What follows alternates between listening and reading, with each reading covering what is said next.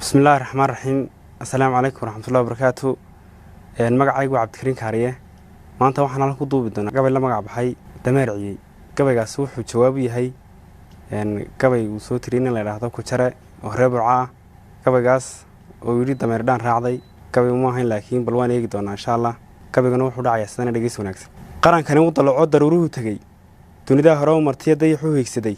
nabaday Soomaaliland aadinaysay ku daaleen dawladda qadiimiha.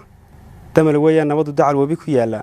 haliyay loo diriyay dhigiisa durduray dadaal buu ku yimid daa loo soo maray doqonay maaha adduun loo helay dhaxale rag baa u soo dirro naftoodii loo dalday ku jaraw dameerciyayga ma duwanid dubaaqaaga hadalkan wuxuu daliilkiisu yahay baahi guudaashatiya gaajaad u darane darhad waa taa durbaanka tumaysee muuse doorta lahayd maansada daldalaysee duunyo iyo maxalku doondoon baad ahayd dalkani waa dan gudo dad walaalaabaa leh dawladuna maaha saan doona yeel dastuur iyo xeer dawladeed bay leedahay doqon iyo habeen baa madow ku jarawe dameer duhurciyayga ma duwanide madaxduna ma geedo hadal deeqaaf iyo cayda daldalaysee aqli daran oo dumar iyo carruur baad wax dhaamine Saudiga dilay abwaanimadii duleeyay doorkii qiimuhu dadka u lahaa laabuur yaa ku soo diro ku soo dhibay eriyada dagaalkii doraad cilaf weyn ka dhacay adiga afar dambiile ka dambeeyay maantana mid ka daran baad wadaa dabkiisa hore leedahay dalkeena dhamaantii dacal ilaa ka dacal awdal ilaa sayr dusheed iyo buurtii daalo berbere duleedkeedii daaraha Hargeysaad dadkiina mad buur dareexla ku ladeen halkii adoontada dalxiis baad ku tagaysaa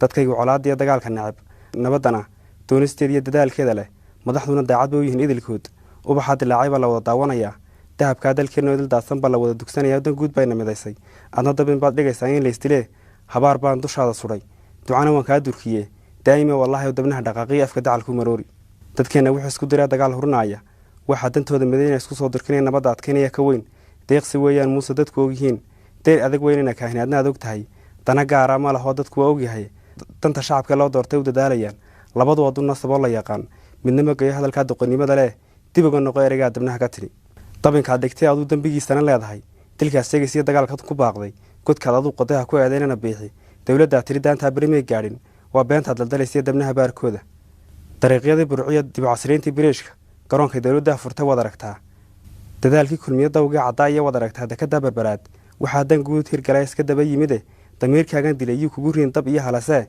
dabnaha ka dhowr baan gud iyo waxa dambeysay xisaab aakhire. Assalaamu calaykum gabaygan intaas ku dhan yahay aad baa salaamintii shacabka reer Soomaaliya meel kasta oo joogtaan.